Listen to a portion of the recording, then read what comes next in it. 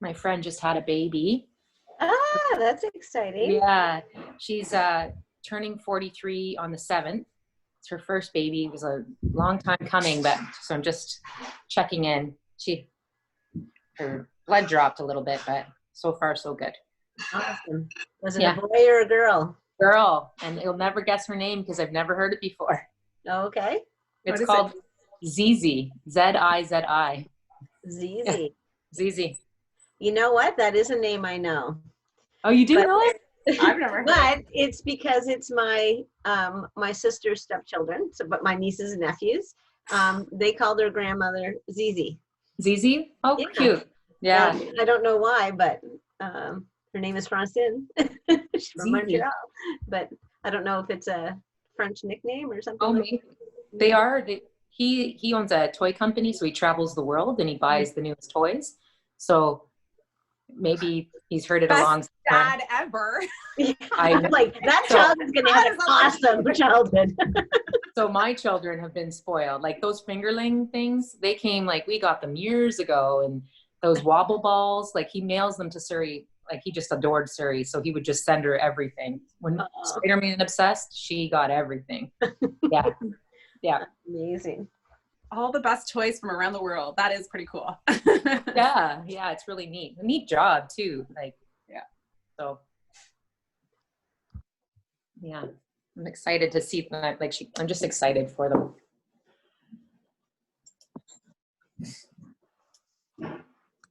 All right, guys.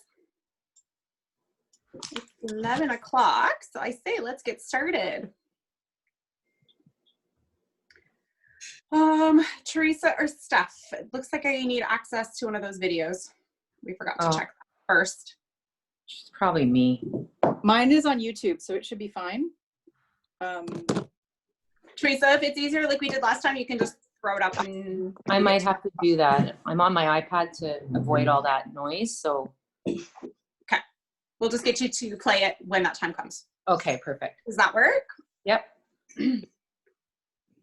Okay, well, welcome everybody. As always, Teresa, Steph, and I are here, and also joining us is Pam Gallant as a special guest. And we also have Corey Deneur here, who's going to walk us through Ed Puzzle today. So welcome, and welcome to all of you, as always. We will start with our territorial acknowledgement.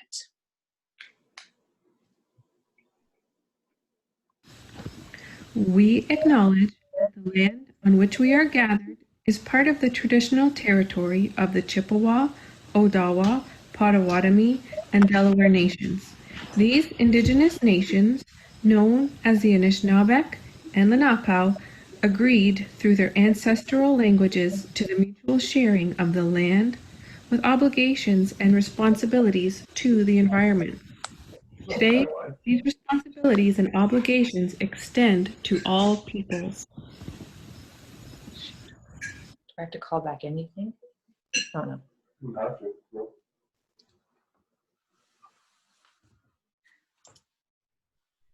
All right, so to start us off, like we always do, just want to just do some follow-up from your week. I know we've been talking about Bitmojis, we've been talking about videos.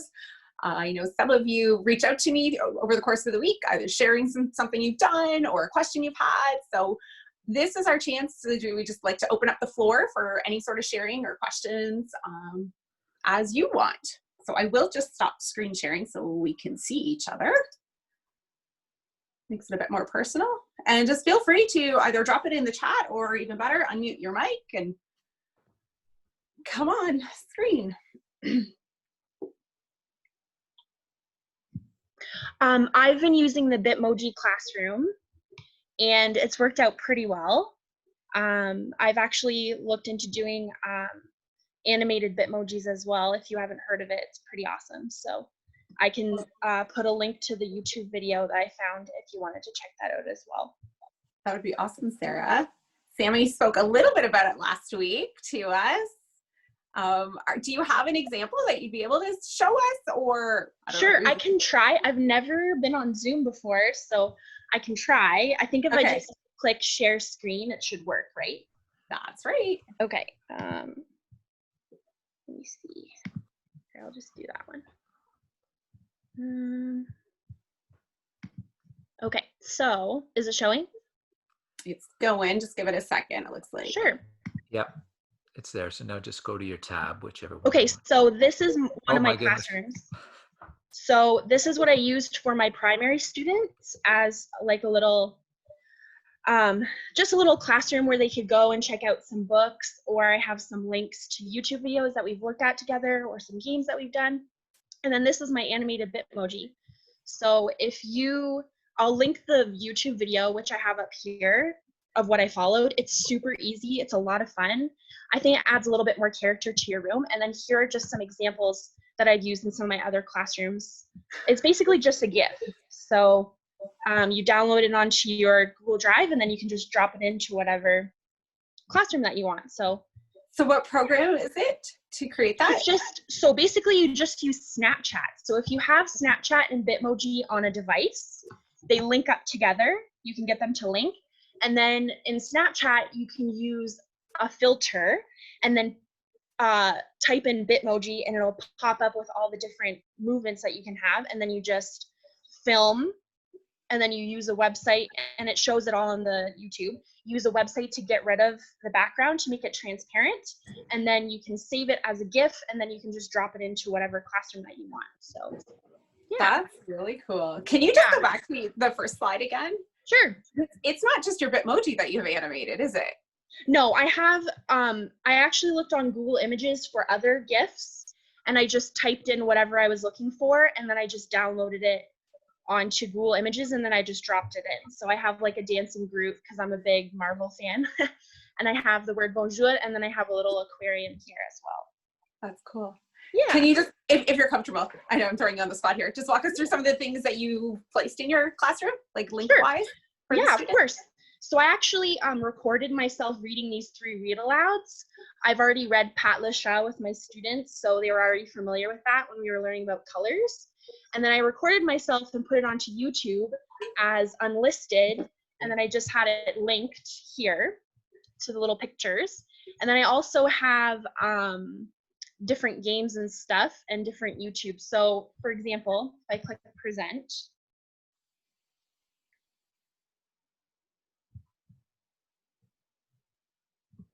so if I go to click on bonjour, it'll take me to a song that we've looked at together from YouTube.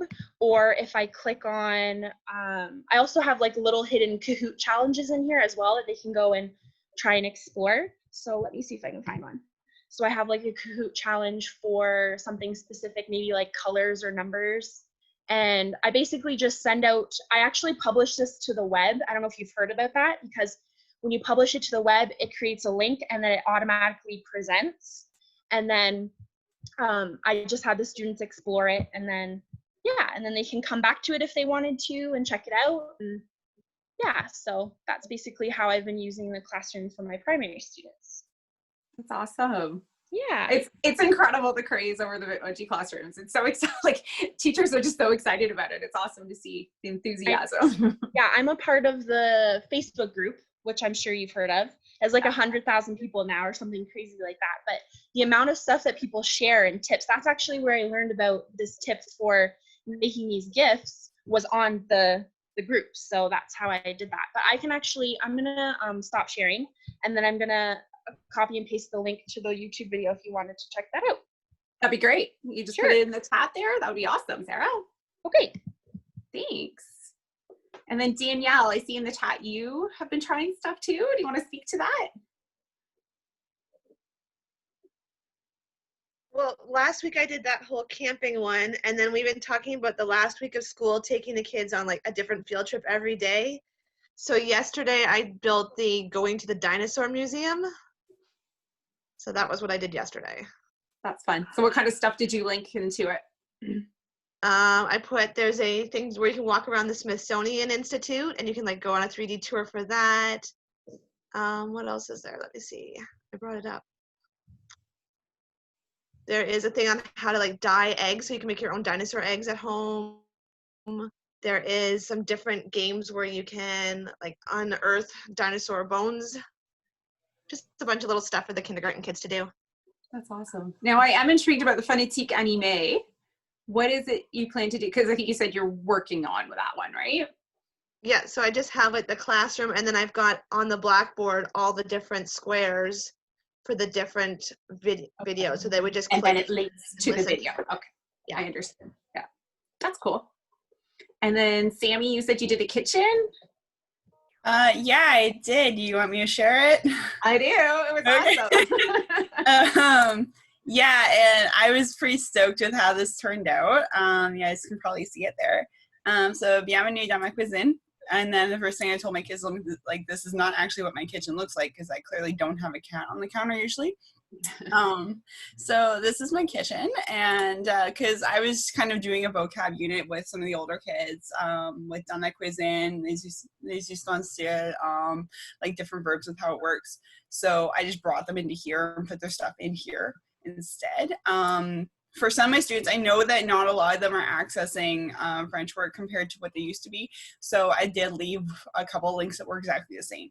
So for example, the Duolingo and the word reference and the microwave, that's Swedish chef again, making his popcorn. Those 3 links were all the same. There was nothing changed. And same with the hidden gem on the poster there. But then I told them, if you click on my Bitmoji, it actually takes you directly to a video of me explaining how this works. So, and I put it on the free go too. I put it in the fridge, but I mean, if they click on me, they can hear me talking and telling them exactly what to do and where to go. And it's just linked to a Google Drive video of myself. And same idea, I just hit Control K and just pasted the link for my shared video. That's how that worked. And then I told them I'd do 1, 2, and 3 in order. 1 being flippity vocab, 2 being a video on someone who made a smoothie in French. And actually, they don't actually speak, but they have the words in French and they're doing the actions and stuff, so they get the idea. And then 3 was a Google form asking them a few questions about the video, and they just had to fill it in. So Sammy, what I thought was interesting, are you able to open up your Google form? Yep. I'll just click on the link here. To me, it's share worthy. It's maybe just something you do all the time, but I thought it was really interesting. I actually picked it up from Corey. Okay. Corey taught us how to use that extension on Google Chrome, like to, what was it? Talk to comment. Okay. Was that in one of the breakout rooms then? Because I missed that. But I thought it was really cool. Talk and comment. It's a Google Notes. It's a Google extension, and it pops up at the side of your screen. It's like a little microphone with the yellow thing. You just click it, record your voice, and copy the link and paste it. And then it automatically turns into this speech thing at the end. So like, I did this for every single thing. It takes forever, but the kids appreciated it because important though in a second language. It's not enough just to write it, right? They need to hear it. And like, even some of my younger kids, they struggle with reading the numbers and looking at what a number is, and they don't actually know how to say it. So that's why I record it too. Even though like this form is gauged towards a video for some older kids that might be on the weaker side. Yeah, but it's simple. It's something for them to do. And all they have to do is fill in the blank or pick the right ingredient. For the questions, I would put them bilingual for the most part, but then the answers are straight in French, and everything I say would be in French. Even I don't say the English for the question. I just say the French, like here. Quel est le dernier ingrédient? I hate my voice on like recording, but I mean, it's for the kids, so it is what it is. So that's how that worked. That's awesome. And then I added their Kahoot challenge of the week. So something for my grades 5 to 8, and then the airplane would take them to Switzerland today. And then I don't know if you guys heard about this. I gotta show you my poisson. The fish takes you to a video called Funny French, like it's French Funnies on Fridays. It's meant for Fridays, but Friday French Funnies Challenge. You got 30 seconds. 5 French Funnies. No cheating. No muting. Are you ready? Allons-y. You can't laugh. 3, 2, 1, commençons. If I have 3 and 6 in French, is that enough? I want 2 French veggies wipe their feet. On a tomate? We are the champignons, my friends. If French cats type in a chat box, what do French dogs use online? My French friend sees double. He tells me that every time he sees his dad, he sees a pair. Laughing. Were you That's cute. laughing? Yeah, and there's a whole series of these actually, and I just stumbled upon it. So I started, I'm like, I'm going to keep including that for the rest of the year because, I mean, it gives the kids a little bit of a chuckle. And they might not laugh out loud, but inside they're like, oh, that was so corny. That's funny, right? But it's there. So that would be my cuisine. Awesome. Thanks for sharing.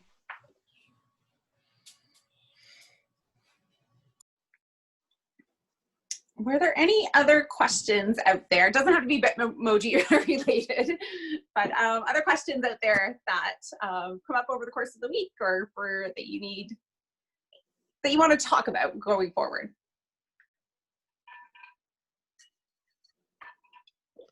Angela, is this a good time to ask my question? You bet. Okay. So I'm wondering how other people are handling the learning comments box when they share a class with another teacher. Because we're finding that I only have access to my own homeroom, whereas I have, we both want to be able to comment. So I'm just wondering how other people are handling that.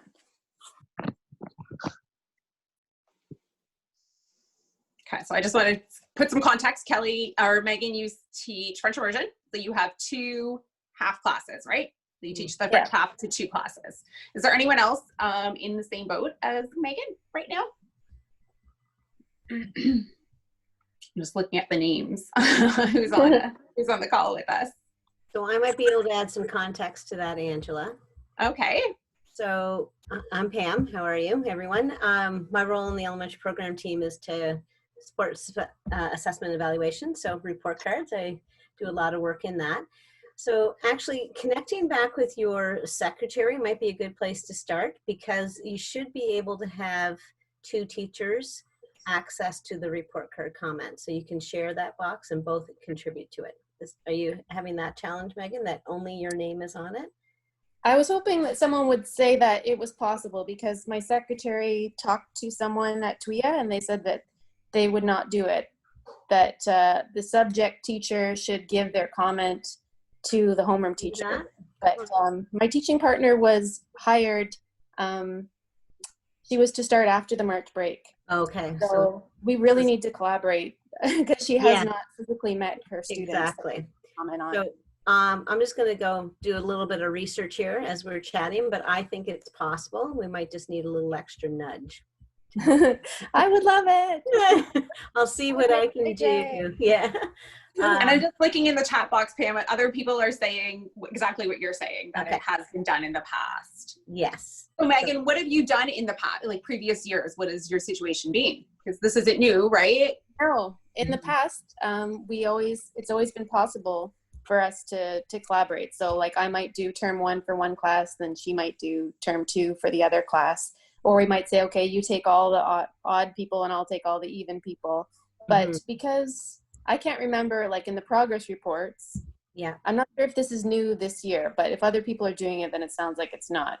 Because I think I commented on my homeroom in progress reports, and then term 2 we didn't do, so that when it got to, term 1 we didn't do, so when it got to term 2, I expected to have access and didn't. Right. Okay.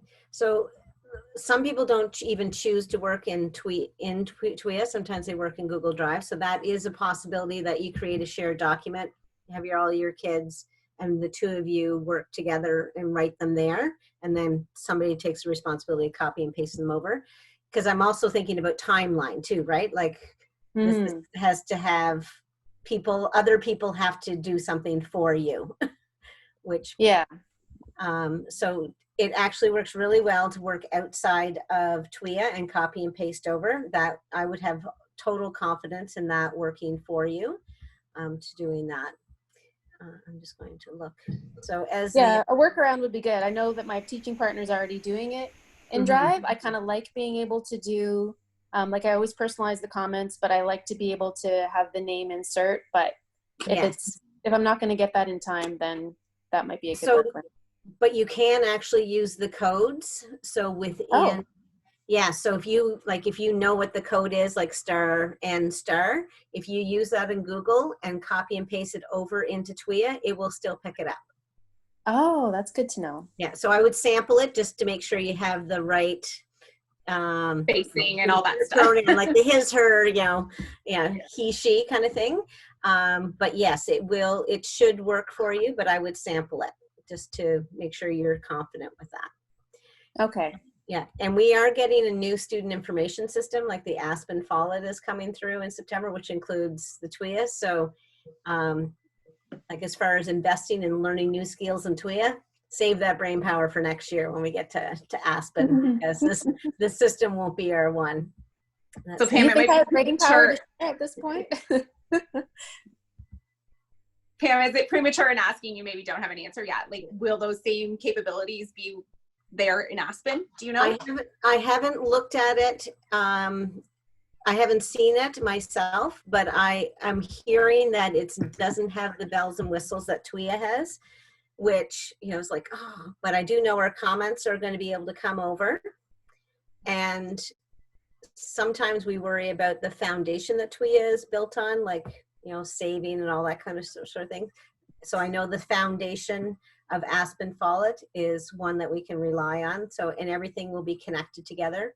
So my understanding of what Aspen will look like, teachers will have a greater capacity to have a dashboard built for things that they look at. So like even things like it's November and I'm like, what's my attendance like for these 3 kids? What do you normally have to do is you walk down to the secretary and say, can you print my attendance off for me? Like I want to see what my attendance for my class looks like.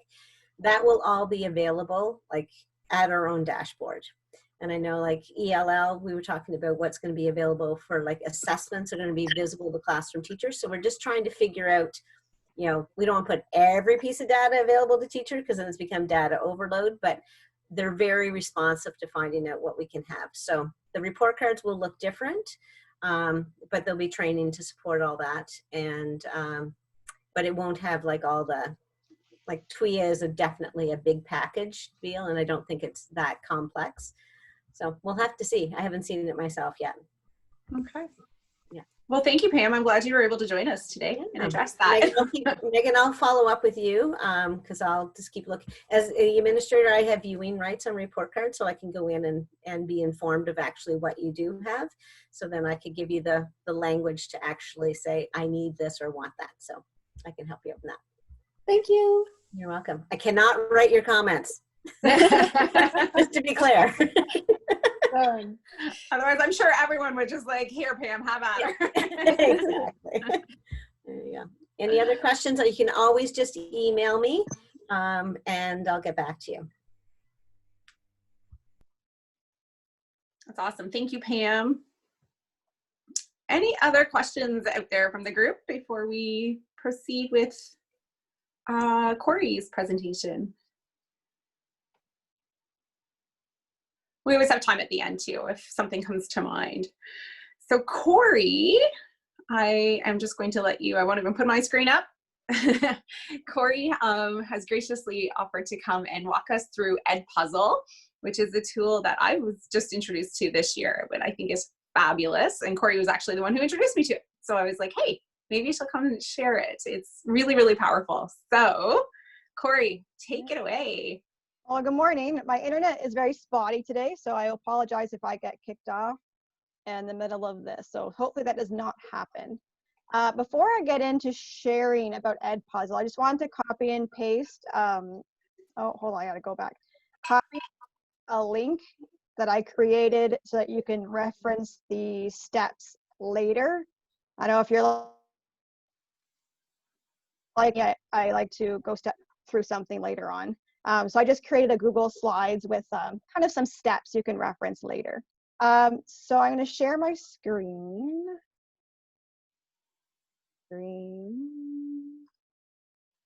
All right, is it working? Yes. Perfect. I'm going to minimize that. Okay, so Edpuzzle is a really great tool. I log in with my Google login just to make it easier. It's a really great tool to take videos from anywhere or insert questions. I'll get into what type of questions in a second, but this is what the platform looks like. You'll notice down here, this popular channels, these are all the search platforms where you can search for videos. Within Edpuzzle itself, they're pretty great. You can search through YouTube, Khan Academy. I kind of just stick with YouTube and Edpuzzle. Just sticking with the core French kind of perspective that I take, just search something like Je me présente. There are already so many videos out there with different French speakers, and that's one of our curriculum expectations, right? To expose our students to different accents and cultural awareness. So you'll immediately see from first search, I've already pulled up these videos, and you'll see there's a little tab here, a little pointer, that will tell you if there are questions or notes. So this video has 8, this video has 13. So you get the point. What you would do is when you find something, so say if I'm going to go with this Je me présente video, whenever you find it, I would suggest making a copy. That way you can really tailor the questions to your own students. I always find, you know, the language your students are used to using. The questions are there, you can just alter them. So I'm just going to do my end. I was playing around with one yesterday. Or you can search by curriculum as well. I just go to my content. This is what I was working on yesterday. It was just a little song. You can see the lyrics there. I won't play it with you. Or actually, I'm going to see if the audio, tell me if the audio works. Let's see. Hold on. So we're not hearing that, Corey, but you want us to hear the audio? No, it doesn't. Okay. Not really. But what would in your video, and every time you would want to put in a question, I'm gonna just edit this video with you. So when you go into the video, you can cut it, which is really cool because sometimes there's an introduction before that you just don't want them to see, or something after, or you can get a portion of the video. You can add your own voice and create the questions. This is the kind of the really cool part. So you can stop the video at any point and add a multiple choice question. Yesterday, there's no limit on the multiple choice, so you can have 2 to do a true or false. You can do 4. I added up to 10, not that you would want that many, but I just wanted to see what the limit was. You can add an open-ended question, which then students would have to type. And then you can create a note. And I'll go back to this one right here. Oh.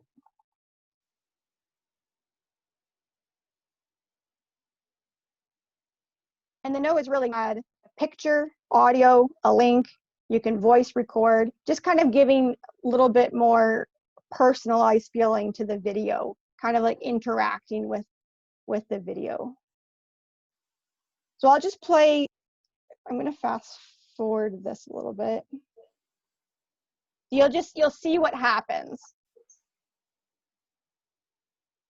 The video stops, and I just put an easy question. This person's first name is, and then Helen or Dupree.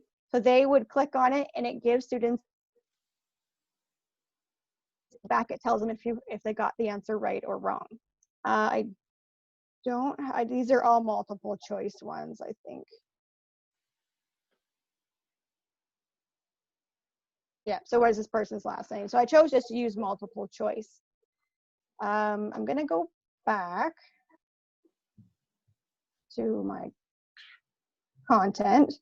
And one thing I discovered when playing with this, you can create your own video. So say if you had an introduction of your family or your pets, and you can insert those questions for students to answer. And you can even have a student project. So what I was thinking is even getting students to create their own videos about their pets or their house or anything. And then you can insert those questions for everybody else to answer. I think that's really a simple tour of Edpuzzle. If there are any questions or I can elaborate. I guess the one thing I want to share is how do you share with your kids? There's a couple different ways of doing this. You can actually create a class in Edpuzzle. So I just created some dummy classes yesterday, and everything pops in here. The quiz, like little quizzes, the answers will be there. If you assign assignments, everything will be there if they complete it or not. What's the other thing I wanted to share? Oh yes, you can also open link. So say if you're using Google Classroom or Seesaw, you can post the open link and they can access it there. And I believe you will still get the responses. Yeah. So with setting up a class, Corey, you do have to get parent permission, right? When I was looking through it. So maybe at this point in the year, maybe not ideal, but maybe something for September, right? Especially if we are continuing in some sort of remote learning or blended learning, whatever the fall is going to look like, it might be worthwhile getting those permissions. Yeah. So if you ever, and if you want to just try one video with your kids, you could do the open link. It's literally, instead of having them within that class, it's just an open link. Yeah. So and so when it's an open link, you don't gather the information, correct? It's just it would be something that they can work through independently, but the information doesn't come back to you, right? Correct.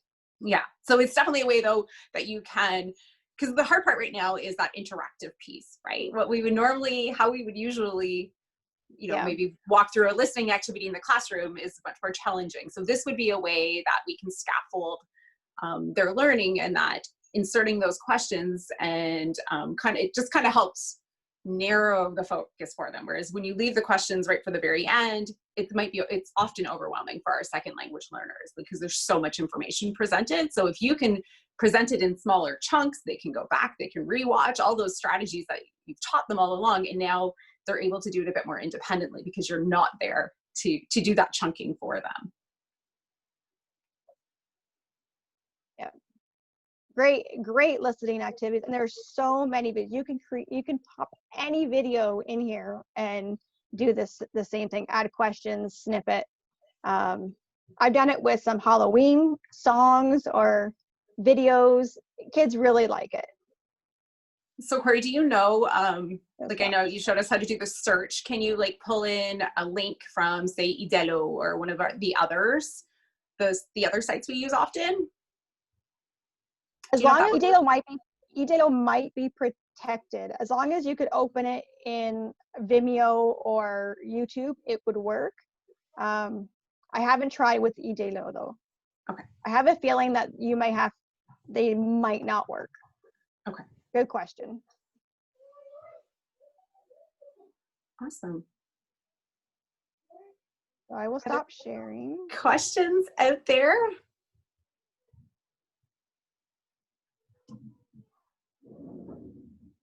Is that something you could see yourself using with your students? I was really amazed by it. That's why I was like, oh. I just think especially in the environment we're in, all the more, right? It's chunked for them already when you're not there to do that chunking that you normally would. It's super popular with ELL teachers. Like I see it all over Twitter all the time, them using it as a teaching tool. So yeah, it seems like a really good option. I also found out there's a link on that page that I shared that if you email them, they'll give you unlimited storage in our COVID time. So at the moment we have access until the end of July, but if this extends at all, I'm sure all these programs that are offering their paid version for free will extend their services, I bet. I think this is easier than what I've been doing. I've been showing the video, then we give them a Google form. So I like how you can stop it and then add the question right away. I feel like that's going to be a lot more convenient than actually like, here's a Google form. But Corey, I got a question for you about the questions. So when you do the multiple choice question, can you still insert the talk and comment? I haven't tried using talk and comment, but that's a good question. I haven't used talk and comment with that website, but if you added a note, you might be able to read them. You have to play around with that. Yeah, because I mean, the Google form, all you do is copy the link in with the question you write, like right in the text box, and it just automatically converts it. So I'm wondering if you can do that with the multiple choice questions too. When you use your Google form, but you can embed the video at the top and then use your, put your questions in your Google form about the video. Is that how you're doing it? No, I just have the video as a separate link entirely. Okay, you can put the video right in the Google form. Okay, cool. Yeah. And I mean, really, there's other ways of editing that, right? If you wanted to break it into those smaller chunks, like Edpuzzle does, you could still do that with the video, embed it several different places, the different chunks with your question to follow. Like, so there are other ways around, right? If you want to just stick with Google platform, that's one way too. But I thought this was, I don't know. I thought a new tool, something else. Yeah. To play around with. But the thing is, there are so many videos that are already created, and you just have to maybe modify the language that will suit your kids. And there's a fair bit of French content there, Corey? A lot of French content.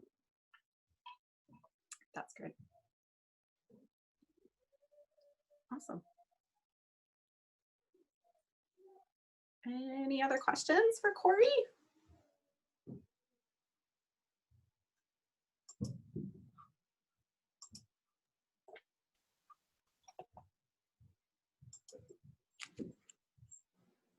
All right. Well, thank you so much, Corey. I can see for sure, like, it's late in the year now, so to set up a class maybe is not the ideal time, but like you said, just using the link as an option right now, and then if we are in some sort of blended learning next year, it would probably be worthwhile investing the time to set up a class and getting those permissions. So we have demonstration videos to share with you today. So purpose of a demonstration video is to show what you know. So you can help your students understand the process. The process is more important than the product. So not so worried about how the video looks, but more what are you trying to get across. Images and commonly understood symbols are welcomed in these videos. It helps for understanding. Narration is critical. So to combine their voice or your voice and visuals is important, and to help explain your thinking. And they said at the end there, to add background music to provide your video with an emotional tone. So we're gonna show 2 examples today. One is here's Steph has how to use Google Meets for your iPhone, iPad.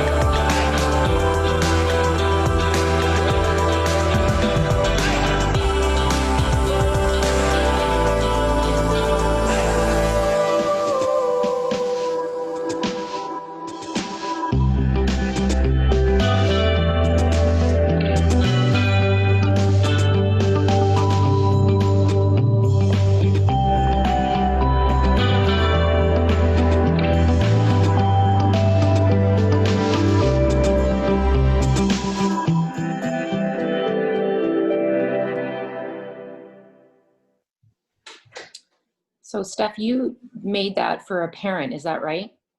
No, I made it for a teacher to use, yeah, for their students, so the students knew what to do when they were going into Google Meets. So it was just a quick walkthrough. I actually used the screen recording, which you can see in this video, a lot to show my parents how to do things on their iPhone or their iPad. But ultimately, your demonstration video is showing someone how to do something. And then you also have those key like arrows or graphics or visuals that are pointing out important information. Awesome. So the next video, Ange, do you want to check if it works? Doesn't. Okay. So it works on my slide, of course. So I will stop sharing so you can pick it up. Share content. Oh. I'm on my iPad. Oops. Oops. Okay, so I'm going to go into my drive. So, okay. Can you see my screen? Nothing's being shared yet. It's not being shared yet? I see it on my screen. What am I doing wrong, Rod? You have to choose share content, the big green button at the very top. Yeah. Oh, wait a minute. And then start sharing. I did that, but okay, so share, start broadcasting. Yeah. Okay. Of course, it's not doing it. You can't see it, right? Not yet. I'm pressing it, but it's saying it is. Do you have to click yes to the broadcast? Screen broadcasting. Okay. It just keeps. Oh my gosh. Can you see anything now? Not yet. Oh, shoot. I might need That's some more. okay. Teresa, you keep playing around with it. Steph and I will just talk a little bit more about the demo videos while you try to work through it. So as was mentioned, like a demonstration video can be to show how to do something, like a tech thing, like Steph just shared with us. Sammy, I think you mentioned you created a video for your students regarding Bitmojis, right? About how to use your Bitmoji classroom? Is that what you said? Well, I videotaped me talking about it. Yeah, but that, but then did you kind of walk them through it? I kind of told them, kind of told them what to do, like put it in present mode.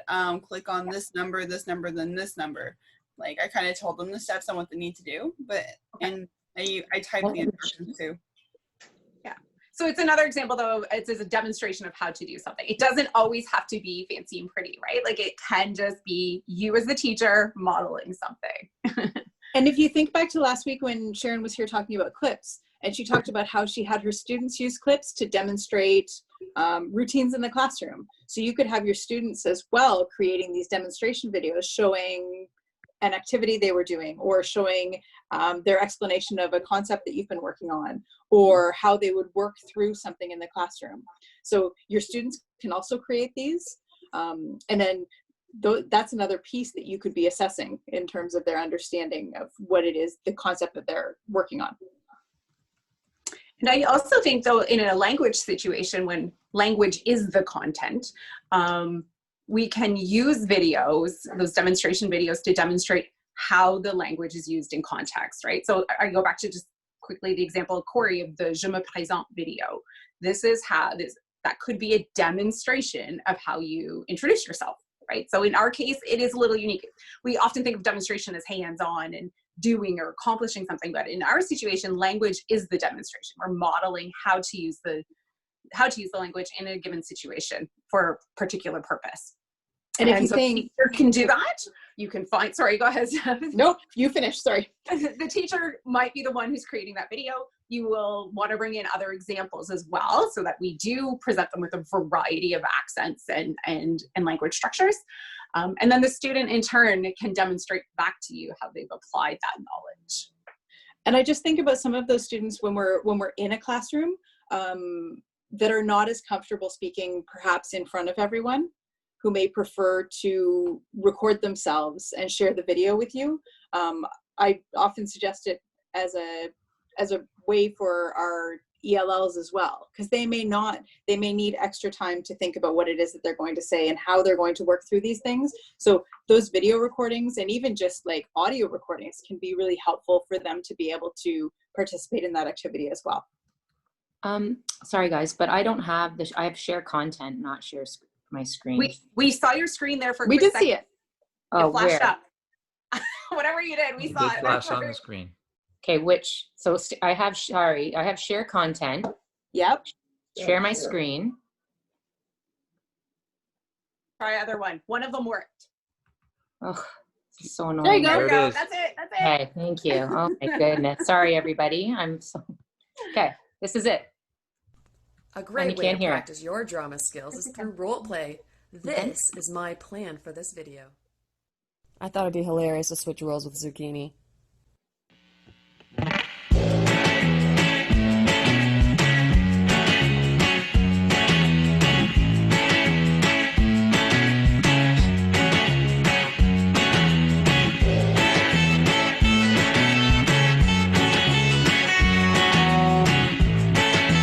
Switch roles with somebody. Give it a try. Be creative and have fun.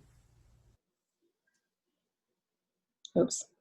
So, stop sharing. Okay.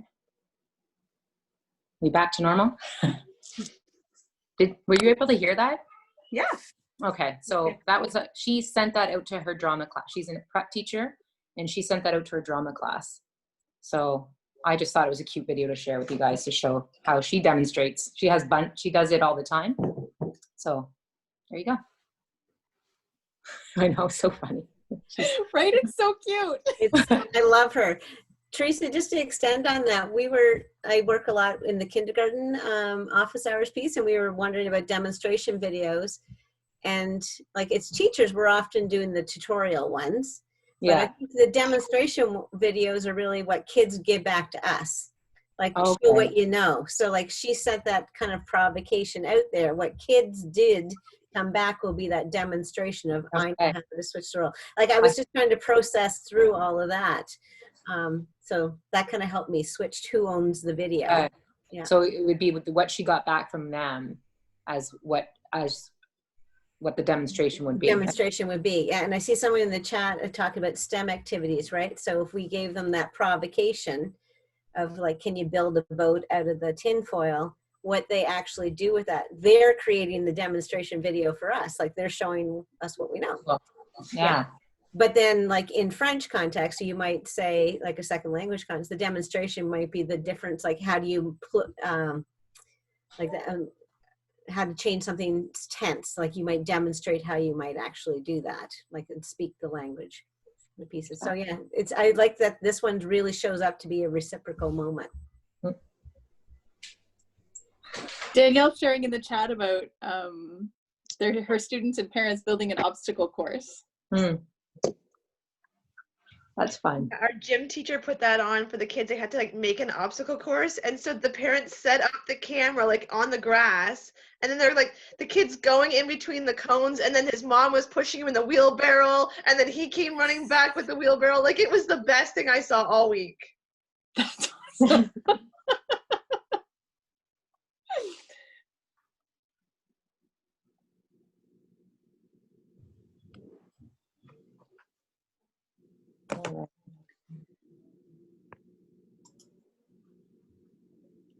Thanks, Teresa. I'm glad you were able to get that figured out. Yeah, sorry about that. That's okay. So again, just some tips and techniques. Just, what language are you using? Use direct language for especially our ELLs. Use visuals and cartoons, and provide the translation when needed.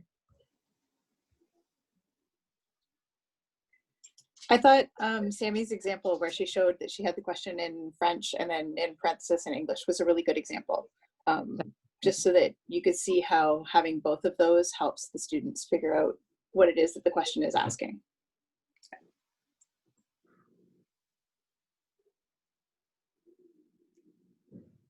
Okay. So were there any other questions, or has anyone else tried videos? Any of the types of videos we were talking about? I know Sammy mentioned a demonstration video she did. Anyone else out there tried anything?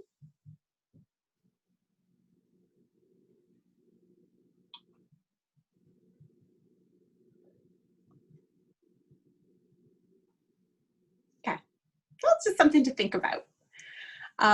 We have a few minutes left. You guys want to do breakout rooms? It's a little bit of time. What are you thinking?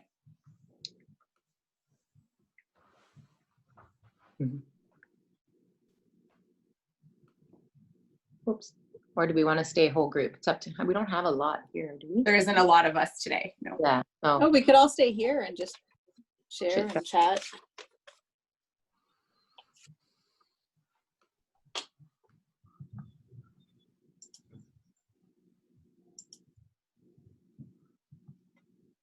Can I share how? Yes. Yes, of course, Corey. All right, I forgot. I should have shared this earlier, but I forgot about it. So Sheila's idea about the Kermit was awesome, and I really wanted to adapt that. So I had an elf. You know, I'll share my screen again.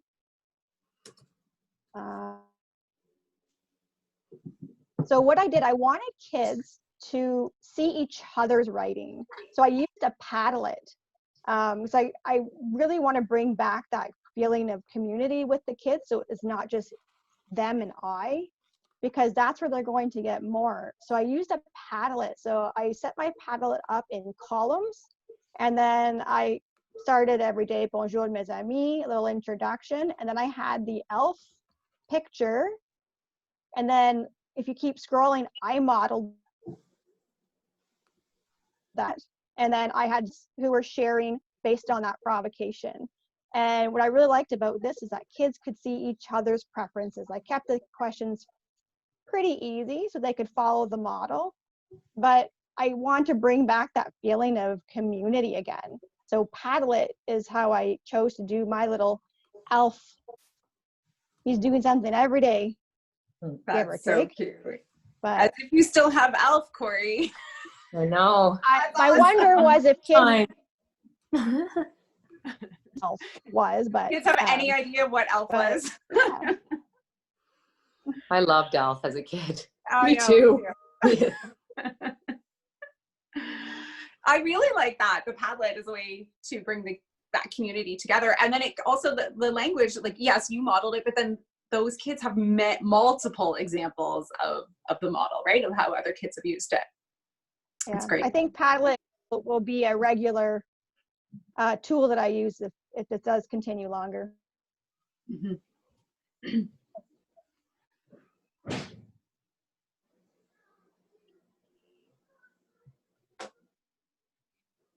All right. I think it's really cool. Like, I never thought to use Padlet that way, Corey. That's awesome. Great idea. Padlet.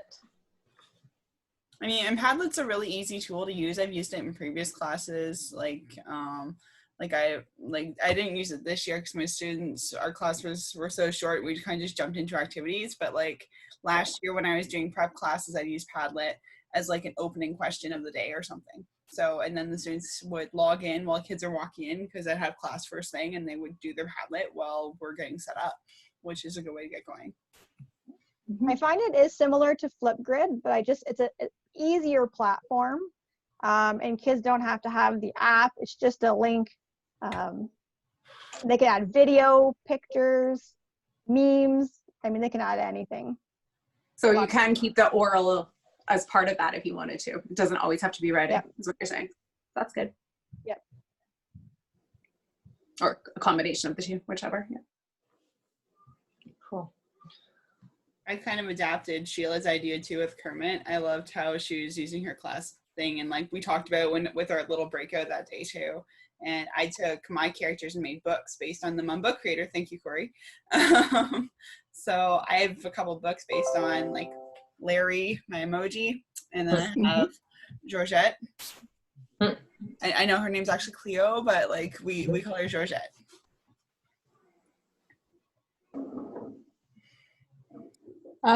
Steph mentioned in the chat about getting parent permission for Seesaw. Pam, is there an easy way to help facilitate that? I've heard that from a couple of teachers. So I just need a little bit of context. What do you mean by parent permission? The one teacher that I've talked to, just trying to get parents on to Seesaw has been difficult. Okay. So they were using Seesaw all along, and then now home learning started, remote learning started, and then how to get there. Yeah, so the home learning codes is one way to do that. So using that, if you're a Seesaw user, you probably see that button. And so then there's a whole, once you click on that, you can give students, there's information there on how to share with family the home code. If you have multiple students in the home, like 3 kids, and they all have Seesaw account, they have to log in and out. So that's one way. In your setup of your Seesaw too, it can be done through an email address piece. So if they want to send me an email, we can talk about where they are on their path for how to set that all up. Yeah. I just want to share something that happened in the, I go to all the office hours, and so I'm like, where are all these good ideas coming from? So primary, junior, kindergarten shared this idea. So Corey, you were talking about Padlet. Has anybody tried Jamboard? So that's like a whiteboard extension that's in the Google Suite piece. So if, in the waffle grid, if you look there, Jamboard, there's a lot of people using that, and everybody gets their own little whiteboard space so they can go back and look at that. And then I love using images to start conversations a lot, and there's a website that someone shared called Pobble 365. Have you talked about that one?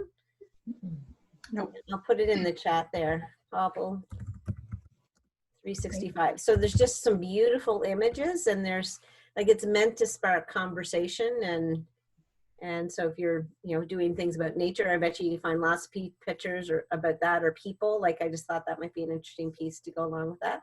And I think with Jamboard, you can insert a picture on the page, and kids can have post-it notes. They can respond to things going along with that. I've seen Jamboard. It's very similar to Padlet, isn't it, Pam? From my understanding. I think the intent is all the same thing, right? It gives kids a platform to look at things, but I think Jamboard's more like a true whiteboard space, and you can copy. So if you had a template, if you want to give some kids, and you could copy that to everybody's Jamboard space, and then they could write on that, respond to that. They can see other people. So I know there's Sally's done some work on that in the junior office hours. We've had some guests come in and share what they've done. So if you go back and look at those through the office hours are all saved on YouTube. Rod's been saving those for us. So LKDSB office hours, look at the junior ones.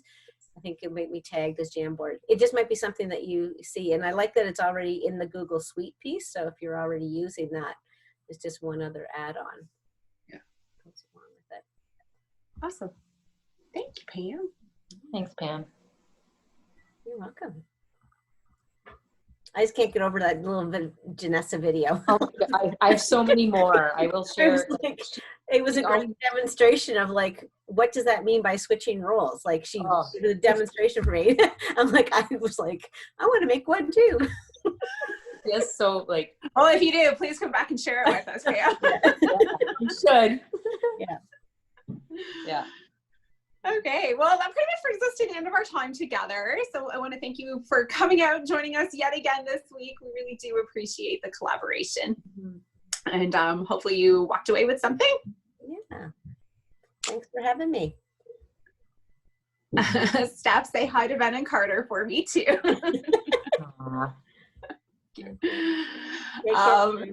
And next week we have Gretchen and Nicole joining us, I believe. Assuming it all goes as planned. So yeah, come back and join us again next week and enjoy this lovely weather, and have a good weekend, everybody. Yeah, take care, guys. Everyone. See you, Corey. Thanks again, Corey. Yeah, thank you, Corey.